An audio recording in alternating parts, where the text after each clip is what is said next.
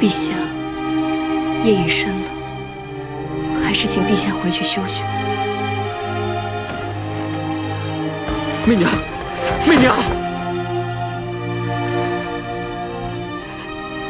我知道那一夜仿佛是场梦，我告诉自己该醒了，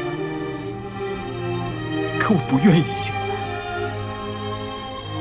我知道你失去这个孩子是多么的痛苦，可是我的痛苦，你又何尝而知？为了你，我可以豁出一切，性命、江山我都可以不要，只要你能开心、幸福。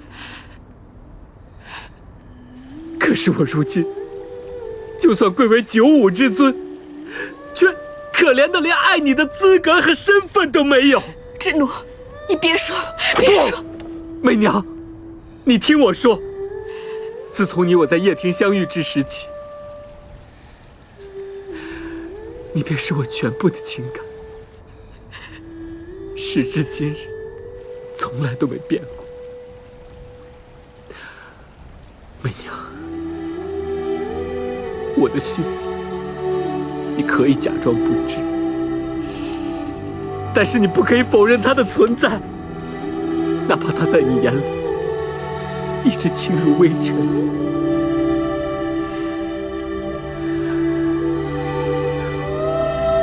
智奴，你已经不是原来的那个智奴了。现如今你是陛下，是大唐的帝王，有些事曾经是我错了，到了现在，不能一错再错。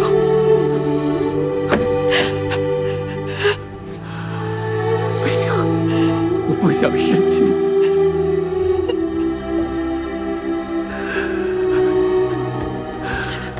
媚娘，我不想失去你。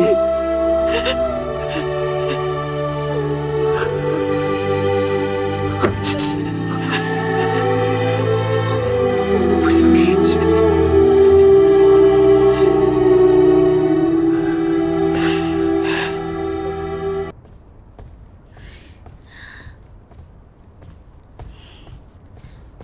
九哥，你到底是怎么想的？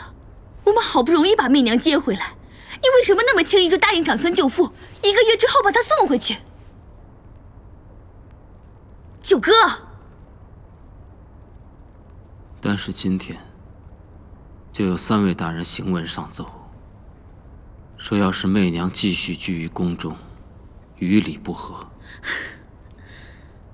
舅舅更亲赴御书房，与朕谈起此事。那又怎样？当年，他们还跪在甘露殿外，求父皇杀了媚娘呢。父皇是怎么做的？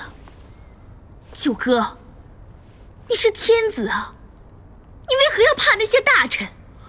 前一阵子，你贬褚遂良杀鲁世宁，说服长孙救父，将3哥留在长安的气魄到哪儿去了？朕从来没有怕。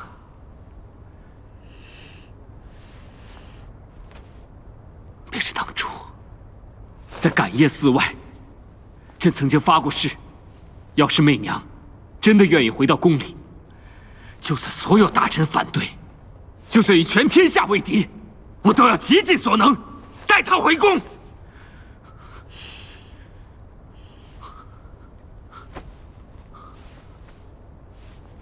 可如今这皇宫后庭，对于媚娘而言，只是让她伤心、绝望的所在。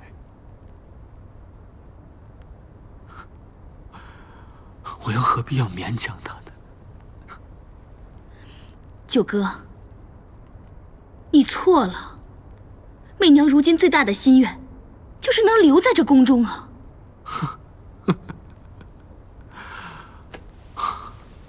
不可能。她已经认定，自己最后喝的那杯茶中，被人动了手脚，她他要留在这宫中，找到凶手，为他的孩子报仇。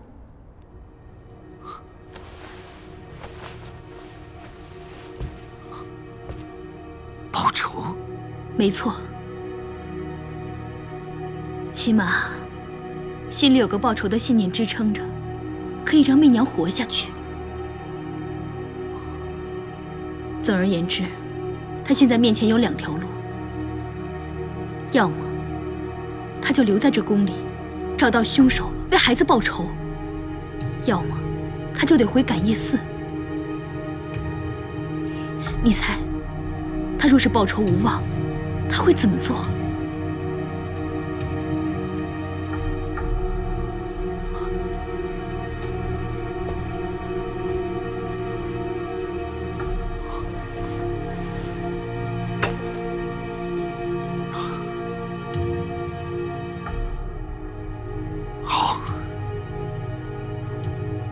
朕可以允许他留在宫中，动用宫中的人力物力调查此案。可是这一切须得在暗中进行，还有，不要让他知道朕已默许此事。高阳明白，只是你可想到什么方法，能让媚娘在1个月后不必回到感业寺呢？容朕再想想。其实，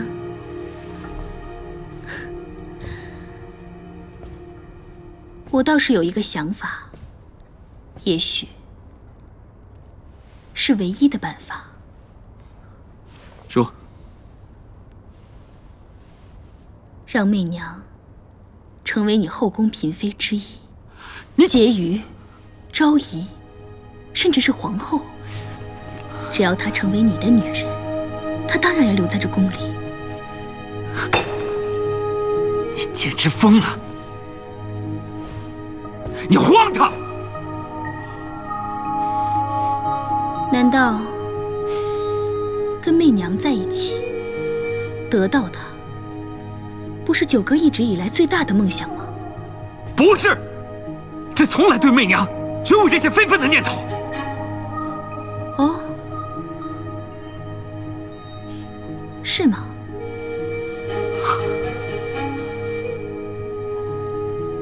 九哥啊，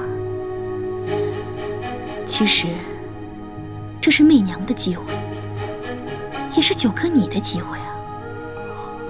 既救了她，又成全了自己。要么就让她留在这宫里，一辈子也不离开；要么就得让她回到感业寺，自生自灭。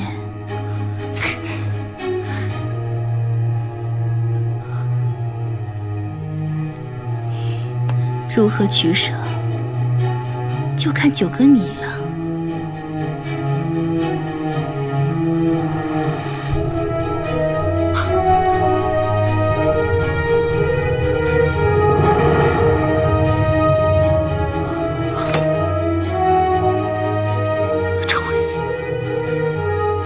成为朕的皇后。